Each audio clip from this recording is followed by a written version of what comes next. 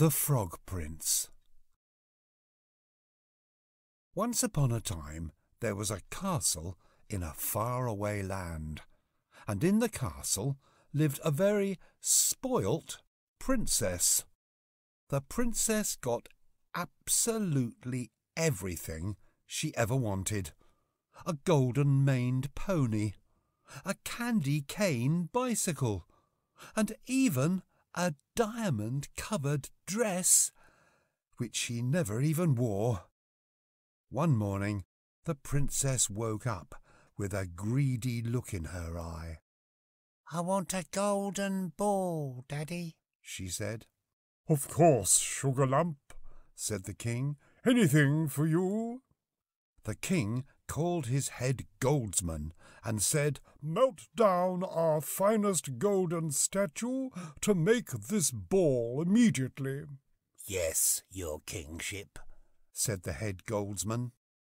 Soon he came back with a magnificent, shining, golden ball for the princess. The princess snatched the golden ball and rushed outside to the garden. But she tripped over. The golden ball flew out of her hands, high up into the air. Then it came down and landed with a big splosh right in the middle of the garden pond and sank straight to the bottom. "Oh, fiddlesticks," muttered the princess. Then the strangest thing happened. "Knee-deep, I can help," said a voice. The princess looked around, but no one was there. "I said I can help," said the voice again. The princess looked down to see a little green frog smiling and waving up at her. "There's no such thing as a talking frog," she thought to herself. "Knee-deep," said the frog.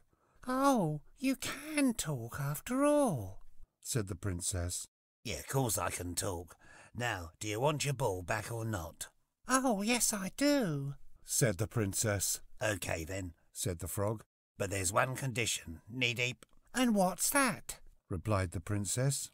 "If I get your ball, you must promise to give me a kiss in return," said the frog. "Kiss a frog?"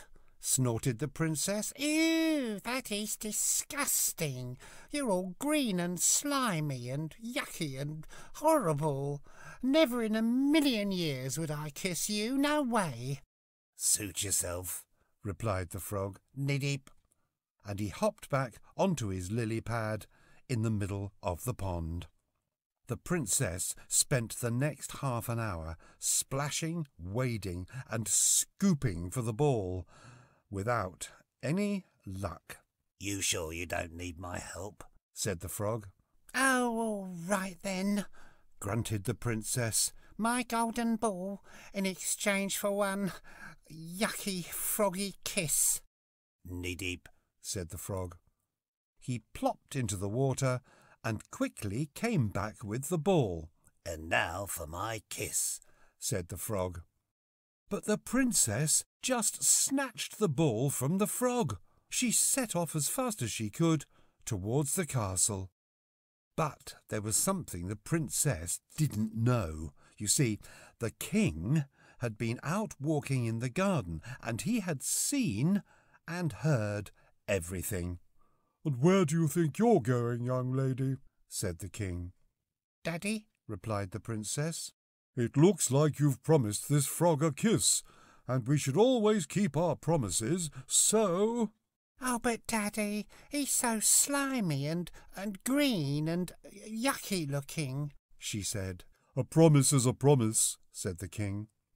So the princess went back to the pond. There was the frog, sitting on his lily pad. He had a big smile on his face. He hopped over to her. She huffed and puffed and held her breath, and then she said, "Ew!"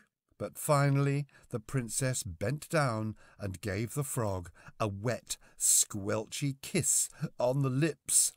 Suddenly there was a loud bang. When the smoke cleared, the princess was amazed to see an exceedingly dazzling prince. "Golly gumdrops," said the princess. "I wasn't expecting that to happen." The prince smiled and told her that a wicked witch had turned him into a frog many years ago, and the only way to break the froggy spell was a kiss on the lips from a true princess. "Oh, Prince," said the princess, "I'm sorry for being so horrible to you and saying ew. I had no idea you were a prince."